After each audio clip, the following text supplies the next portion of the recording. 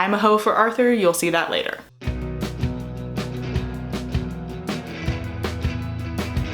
Hello friends, my name is Emily, I'm the bi, and here are some books on my bookshelf that I hope to read before the end of the year. There's quite a few on this list, so it's just me being hopeful.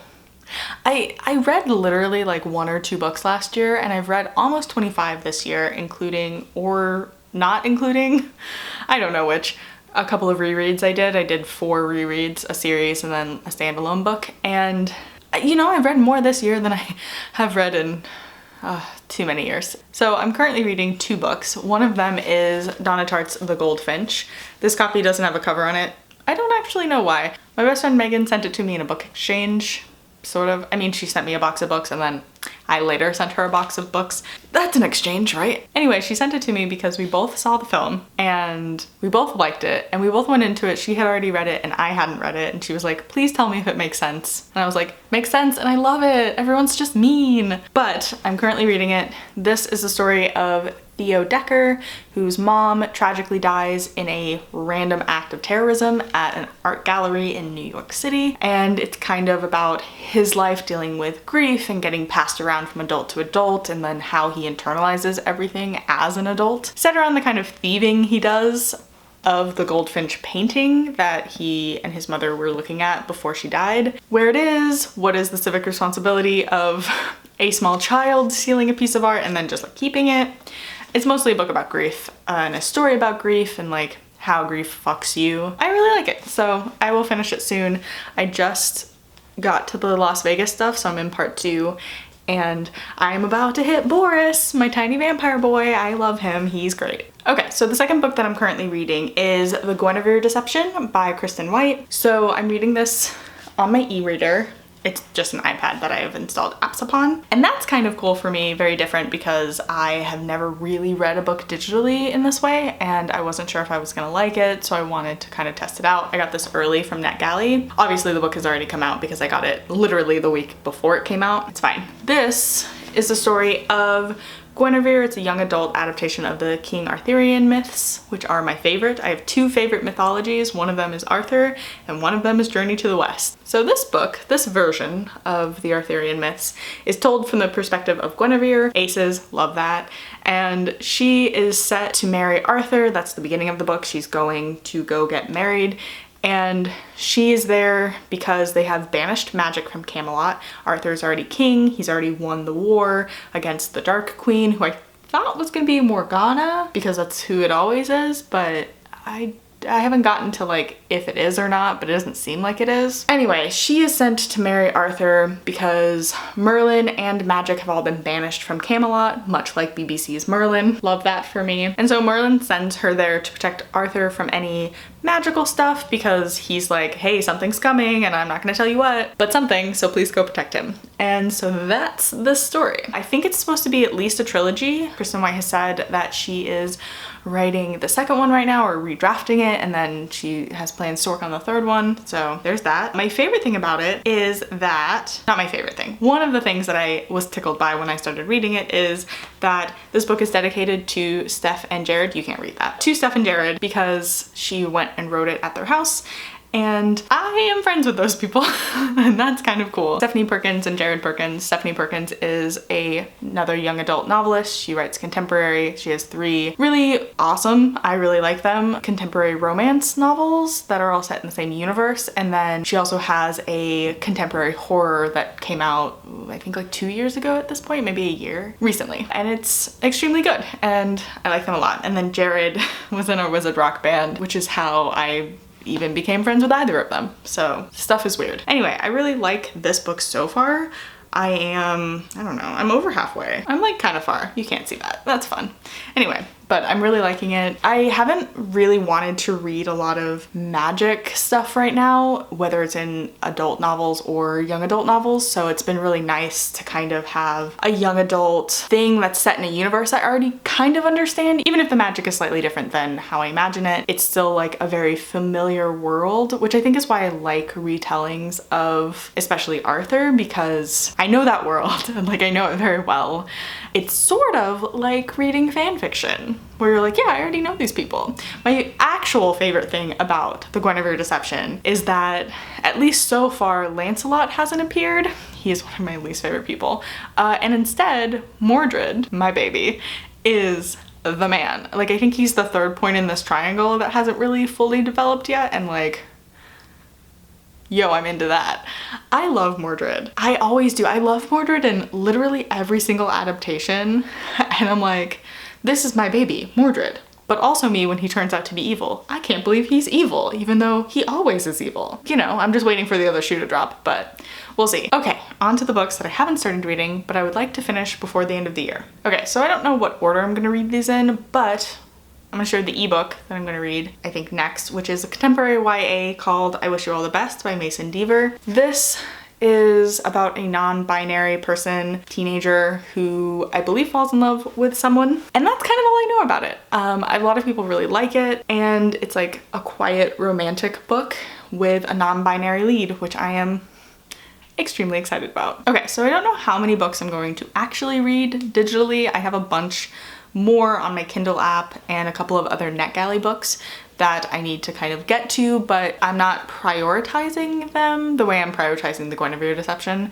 and I Wish You All the Best. I'll come back to them in January. But here are a couple of physical copies of books that I'm trying to prioritize that I own. A couple because I want to read other things that I either have related to these books in my brain, or because I have a stack of books from when I did my big unhaul of all the stuff that I brought back already. I was like, here's a stack of books that I need to read and figure out if I like them.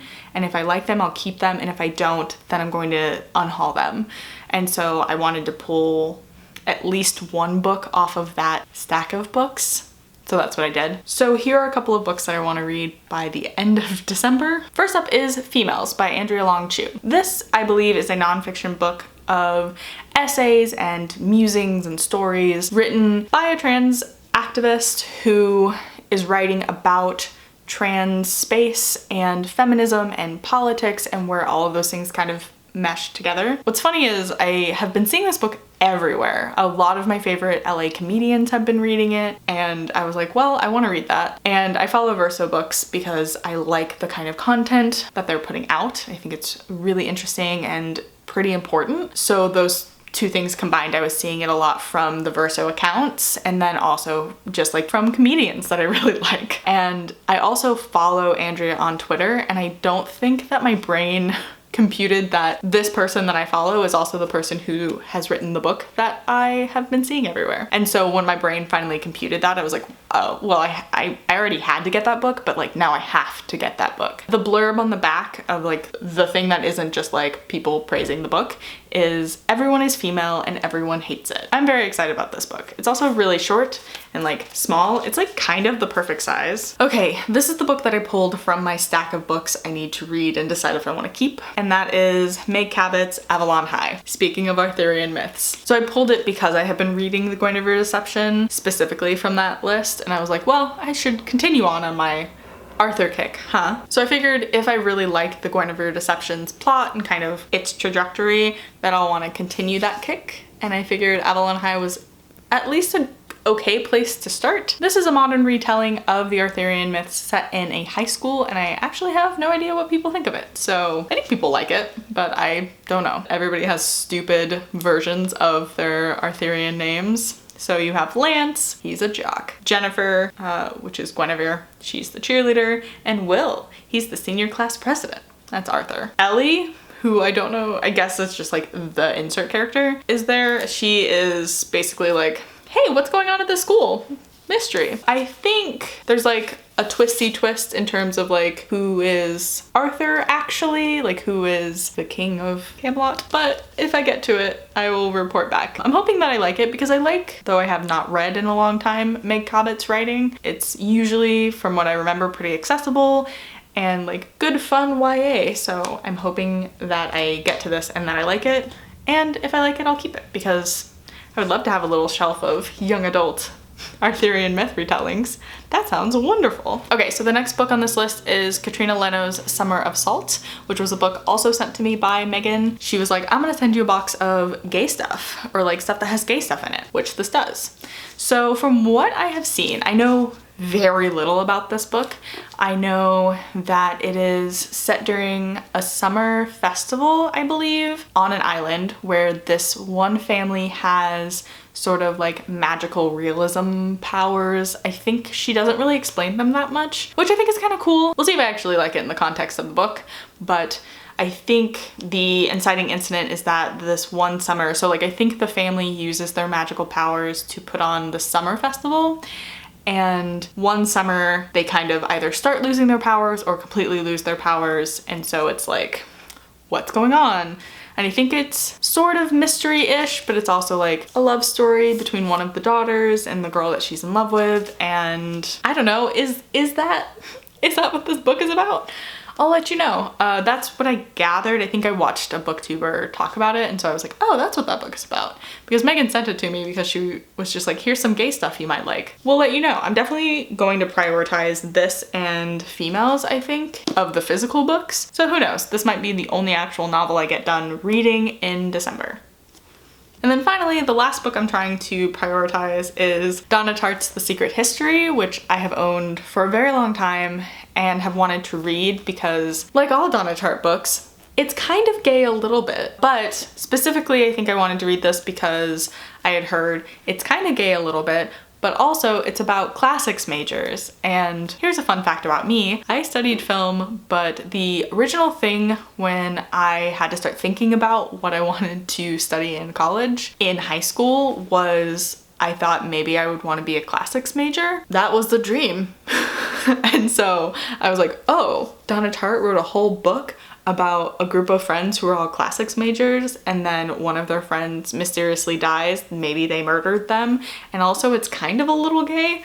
That sounds perfect. Megan has read it, and I think she liked it, but it's one of those things where like Donna Tartt writes really long chapters, which I've discovered, I guess I do too, whoops. It's just like lengthy and pretentious. I'm into that, maybe. I know that between the two, the Goldfinch is much more accessible and readable, so I'm hoping The Secret History isn't that inaccessible to me as a reader. I don't think it will be, but I am excited to read this. Part of the reason that I wanted to read this now is because one of the other books that Megan sent me is If We Were Villains, and it's similar, where it's like a group of friends who are doing the same thing. Like, I think in If We Were Villains, they are a Shakespearean theater troupe, and one of their friends dies, maybe they're murdered, there's gay stuff, but Megan was like, you have to read The Secret History first, because If We Were Villains will be much more satisfying, but also I think that The Secret History will be less satisfying if you read If We Were Villains first, because it is more accessible, according to Megan, and also like more continuously always gay. And that's just all I'm looking for, you know? Where like the lead character is like, he is bisexual, and you're like, great. Love that for me. So versus like, maybe I had random sex with a friend once. But that is it for my end of the year TBR. I am hoping maybe I'll finish Guinevere Deception this weekend. I just have to laugh as I said that because it's just not gonna be true. I'm doing NaNoWriMo and I have to write, and then I'm still doing a podcast and I haven't done homework for it. Whoops. So I'll talk to you guys next week. See ya.